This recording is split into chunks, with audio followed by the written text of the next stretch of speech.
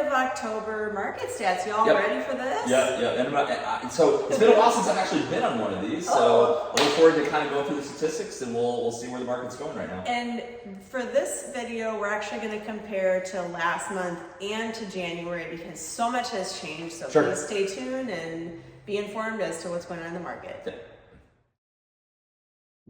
You know me, I like to go right to the inventory. Yeah, because that kind of gives you a feel for where the market's going. So yeah, so let's just go through January, February, March. What did the inventory do? Okay, what did January? Well, I have January, I have last month, and I have the month before. Yeah. So January we had 4.9 months of inventory. Okay. Which is technically still a what? That is a seller's market, right?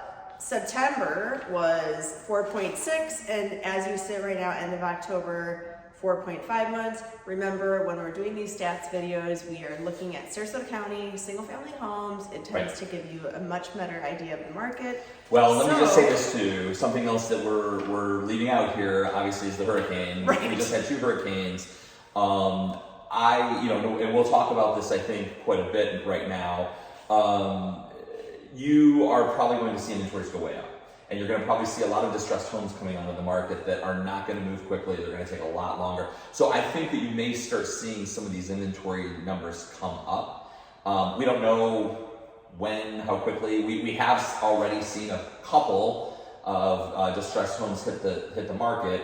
And when he says distress, he means with the drywall cut out, not finished. They've kind of done the remediation work, but it's not finished, so it looks distressed. Meaning, normally when you hear distress, you hear short sale foreclosure. No. When I'm saying distress, what I mean is a house that had hurricane damage, flooding. They torn out all the appliances, all the countertops, all the cabinets, all the drywall. A lot of times, if you have ceramic tile, it's probably fine. But a lot of times, if it's carpet or luxury laminate, all of that has to be torn out. So all of those items are removed. Obviously, they reduce the price. Something that is concerning me right now in the market is I'm seeing price reductions of 20-25%, and it's not going to be enough on those distressed properties, in my opinion. That's just my opinion. Now, I could be wrong. There may be a whole bunch of investors that have just been waiting for the right opportunity for waterfront property to have an issue like this and to jump in there, in which case they may be fine, but you're already seeing people start testing that. Let's give an example. So there's one, we won't necessarily say where, it doesn't really matter. There's a home on a canal. It's listed for $724,900. Right. It's got the drywall pulled up. When you start looking at the photos, to me, we had this discussion this week about it, and to me, it screams, I'm going to get really low offers. I'm going to sit on the market a while. It's going to take the right person.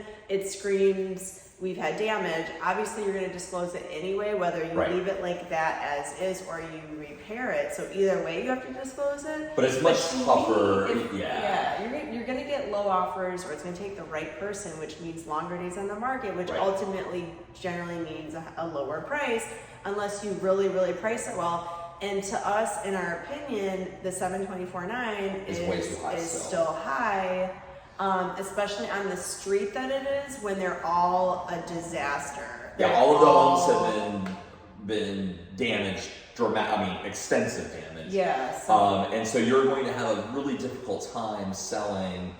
Most people don't really have the time or want to put the effort into, or quite frankly, if you're dealing with contractors at retail pricing, the prices, it's always more. You're always dealing with contractors, so it's just a really difficult thing to you need the right buyer who has contractors lined up, that is willing to go through the time and effort and energy of that. My guess is, we talked about this yesterday. If you had 10 showings that were set up, you're going to have 6 or 7 of them that pull down the road are never going to make it to the property. They're going to turn around, not because they haven't even seen the house yet, but they're turning down the road and they're just seeing destruction, and they're not going to make it. They're not going to want to be in a construction zone, right? Like that. That's going to be part of it. Right. Now, couple this with, not to be Debbie Downer, but you've got people that have disrepair, you know, that need the repair, and they say, I want to sell it as is, but I don't want to pay the buyer's agent. So you have that is not all of this on top of it because of the new rules for the entire country about buyer agency, buyer broker agreements. I spoke with someone also on a water frontage area, I won't say where, but she wants to sell it as is with the disrepair the way it is, and not pay the buyer's broker. And she said, I know I don't have to pay the buyer's agent. Well, you're really setting yourself up for failure because you're telling me you want to find the 2% or 5% of the buyer pool population that's willing and able to do the work, that sees past the renovations required and the money and the time and the effort. And then you want to eliminate the agents who have those well-qualified cash buyers, okay? You're setting yourself up for failure. Right. The nationwide statistic is that 85% of buyers are working with a realtor. Correct. Yeah. So the first call, every single realtor that's working with a buyer right now, the first call they make when their buyer finds a property they want to see, they call the other agent on the other side and say, are you paying compensation on the other side? And we always pay compensation. We do. We always pay 3% on both sides. You never have to worry about that agent. So let's say that the answer to that question is no. Right. That agent is going to circle back to their buyer and say, look, we're going to look at this property. It costs X amount of dollars.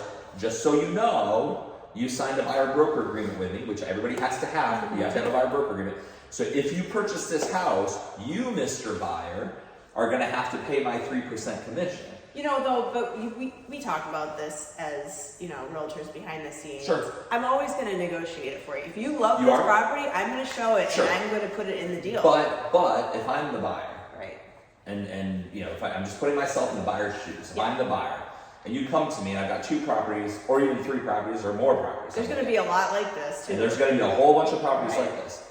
And I'm looking at 2 properties that are distressed, and one of them is the seller is going to pay my buyer, my broker, and the other one isn't.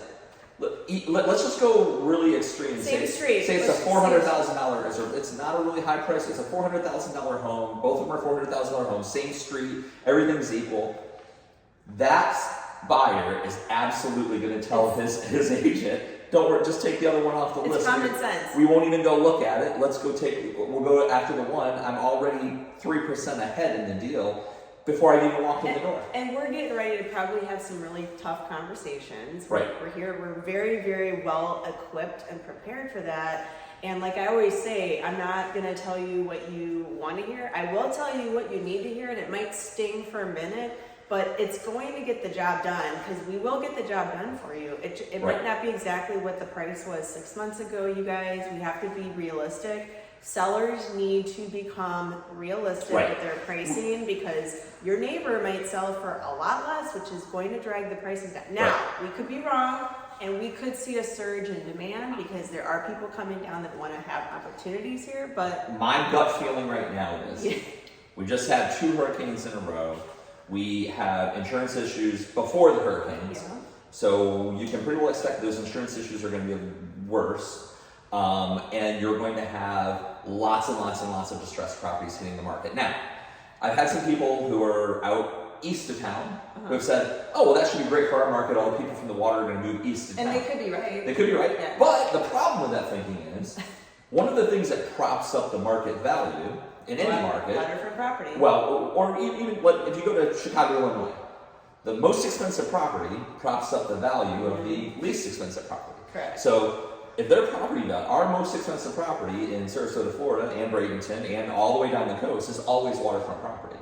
If those values come collapsing down, so will the values everywhere else. So it's going to, I don't want to say the sky is falling or be an alarmist or anything like that, but we're starting to see some concerning things that are coming into the market that I think that sellers would need to really be attuned to what the price of the property is. They need to be really attuned to how am I positioned in the market? Meaning if there's 5 homes in my neighborhood, what is the price point of those other homes? Very specific down to what is the price per square foot. Right. And if my price per square foot is higher, so people are going to have to pay a little bit more for every square foot of my house, I better be able to justify that with, yeah, but those homes don't have a swimming pool and I do. The pool, or those homes don't have quartz countertops and I do. Well, to your point, you were going in the direction that I was thinking, and what we're seeing specific to the Sarasota market is if you have 2 homes, and even if the price is higher with the pool, of course, the pool homes are moving faster because the price of the pools to install a pool has gone up at least double. Right. So, we're seeing those sell faster as well, even if they need a little bit more work, but that's on the side. Let's get back to the stats. So the stats, and we're, the stats, I think, though, where we got off on a tangent here was that these stats are all compiled for pre-hurricane. I think our stats over the next couple of months are going to be dramatically different. Like in what way? Pricing? I think you're going to see fewer homes selling. I think you're going to see a lot more homes listing because you're going to have people who have just had enough of the hurricanes. I think you're going to have buyers who want to pause for a little bit. I'm not saying they're going to leave the market, but they may just say, look, I want to see how all of this, some of these unknown variables. Now, some of those variables are going to resolve themselves quickly. Correct. One of them is the election. We're almost there. We're a week and a half away. Well, the election will be past us, and we'll be able to say, well, that's not a reason that is holding up the money. I cannot wait till that's over with. I can't wait for that to be over. One last thing. But I think that it's important to understand kind of we're having this conversation a week and a half before the election, but just after the hurricanes, because these things are going to have a dramatic effect over the next couple of months on our statistics. Yeah. So, all right, it's kind of gone up and down here. So January, 487 sales closed. August, 633, and September. Remember, even though we're in October, we're looking at September. Right. 513. So it went up and then went down. Now we're heading into sort of the preseason as we expect to see more inventory normally. So I don't know how much of this is going to be hurricane versus season. It's going to be a mixed bag here. Yeah, it's tough to say. Work through it. What now? Okay, so let's talk about average pricing. Well, actually, median pricing is a better gauge, I think, than the market, don't you? Because average, if you take the average, it's skewed way up because of some high sales. Right. Okay, so let's look at median. January, median sales price, $535. Okay. August was down, $475. Well, that's down quite a bit. That's $60,000. Okay. September up to $490. So we've gone. Well, you were down up. You were slightly up, way down, and then it came back a little bit. A little bit, but you're really hovering right at just under $500,000. You had 1 month that was really high, but here's something I learned. I sat down with Kate Rossi. She was a VP high up in the Coldmaker corporate company for many, many, many years. Very respected in the community. We had lunch. I had a great little lunch with her. And I asked her, because she's been through so many markets, and I said, what do you advise, for sellers, especially right now? And she said, look back to 2019. If your value is up from 2019, you're doing good. Because the 2020 to current, really, is completely an unrealistic expectation of the marketplace. If you look back to 2019, of course, if you bought after, we'll have to deal with it, or before 2019, let's look at it from that perspective now, because it's tough, just a more real. It is tough. This is why it's tough. It's tough for me as a property owner. I'm like, wait, I wanted to get X if I were to sell. Well, I'm already going through this. I had a conversation with one of my clients this morning, and she's like, well, 6 months ago, my neighbor sold for X amount of dollars, and we're already listed substantially below that. And I'm like, I understand, but that was 6 months ago. That has nothing to do with right now. I also think that one of the statistics I saw just recently, interestingly enough, another realtor posted, as we're sitting here today, which we're end of October. We're 60% higher than we were in 2019. My concern is, remember how Florida real estate goes. It tends to be very high. It swings very low. Right. You could have a 30 or 40% drop and still be 20% above where we were in 2019. Exactly. So now, it could also go the other way. So we don't know, and I also always tell my clients, if you have a realtor that walks in and says, I know 100% this is what's going to happen in the market, I would caution you that they are not being honest. We can tell you what it is right now when you call us, this is what I recommend right now, Yeah, and this is the strategy. Not Right. everybody's gonna have the same strategy. One seller might say, okay, we're gonna aggressively just price it, boom, let's go and sell it. Or we're gonna give a little more buffer and do automatic price reductions, or let's just kind of see in 30 days or 60 days. But Right. the market is moving quicker than 30 days, I think. So I think every at least couple weeks, I would advise to look at the pricing You need to look at your strategy, pricing? because it's, Yeah. if you don't get ahead of it, it Right. will bulldoze You'll you. be really before. You're gonna Like, be it's a lot disappointed. easier. So and I want to bring up this example because I think that it really applies here. We had a client down in Grove City. I don't mind telling the area. Down in Grove City, we were listed at 2.1, I think 2.15 million. Had a decent amount of activity, and there was a decent amount of showings, but there were 8 homes that were for sale down that street, and none of them were being sold. None of them were going under contract. None of them were selling.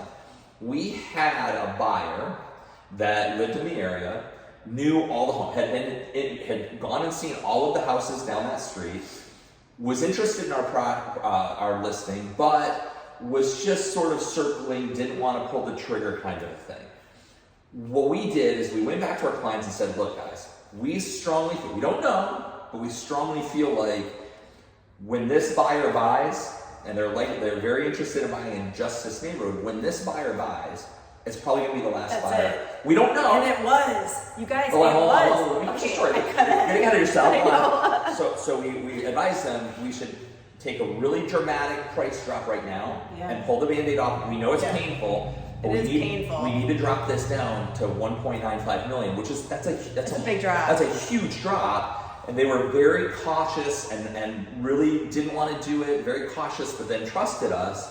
And let me tell you what happened. So what happened was, the day we made the drop, that client came in, put an all-cash offer in, ended up closing the deal, and sure enough, not only were we right, nothing else on that entire street sold for 6 months. And now that street is one of the ones that got hit really hard by the hurricane. And so all of those sellers that were looking to get out of the market, almost every single one of those Lost a homes. lot. I don't want to say every home because it's not like I went and looked at every single house. But when we drove down the street, it appeared as though every single house had been destroyed, like completely Well, destroyed. that's our post-Milton navigation. Post-Milton. Right. So my point though to you is that's an extreme example. I recognize that. But my point to you Not is really this. though. It's coastline. But It's waterfront. no, but you may have a financial equivalent of that coming in that there are going to be lots of distressed properties that are hitting the market, which is going to pull prices down. Has to. It has, if that happens, which I don't see what else these people are going to do with the homes. Well, some people that were not even insured, there's plenty of examples, and Right. that was like their last hope for, retirement, Right. or eventually, staying there. They didn't have insurance, Right. and they don't have the funds to repair it. And I Those feel so bad houses- for these Those houses will be people. hitting the market as distressed properties. Yeah. When that happens, where did most of the damage happen? Well, on the water. Mm-hmm. That's where a lot of the value is on the water. When those values come down, it will Suppress. pull down prices even as far as Lakewood Ranch, east of 75, because now, is it going to be as dramatic as the waterfront property? No. But if property prices on the most expensive real estate falls, you can fully expect it's going to fall. But the demand might rise to Could. inland properties Could. that will kind of stabilize that too. Could. So we Right. can't say 100%. this is Right. gonna be what it is. So Right. don't hold us to the fire about it. But these are just things that could happen. Okay, let's move on here from. Okay, so what else? Days to contract. That's an important indication. Median time to contract so just going pen to paper here. January? Was January 40 days. Okay, 40. How long did it take in August? 45. A little bit up. How Took long a did couple days it take in September? 48. So not too much. It's taking a little bit long. Remember, in a normal market, it's 90 days is normal. Right. 90 days is normal. We're still Lower than what's still not normal. Yeah. Let's go do one more and we'll wrap it up here. So new listings. New listings. Okay.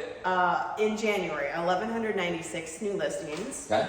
In August, only 739. Wow, so almost a 30% reduction in listings. And in September, 749, so comparable. Yeah. But so, I think we'll see that go up because of season, the hurricanes, and because of season. Well, I mean, you had people that were not listing and waiting for season to come because we always have more buyers during season. And you're also going to have a lot of distressed properties. You're going to have some people that have homes that are not distressed, that are beautiful, completely updated, really good shape. They're just tired of the hurricanes, and they've had enough and they want out. So there's going to be a mix of different things. My gut feeling tells me it looks bad. I hope I'm wrong. I mean, obviously, there are a lot of positive things that could happen. The election being past us, we are going into season. Certainly, if interest rates come down, that would help our situation. Things that concern me, the insurance concerns me not just because, well, rates could go up on everybody, but it also could be HOAs on condos could go up because it's everybody. Yeah, a large portion of your HOAs is that. So yeah, we're gonna check out the playlist too, because we've got some upcoming content on like really what you can do. Sure.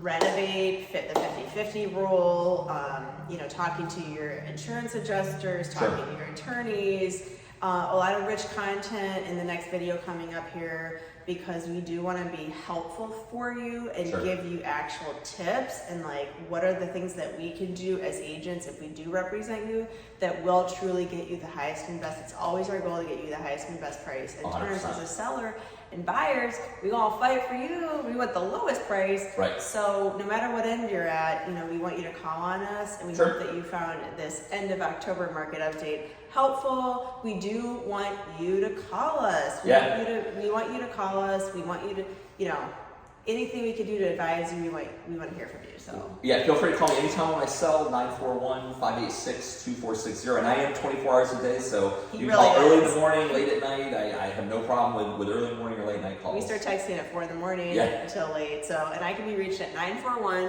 941-544-7690.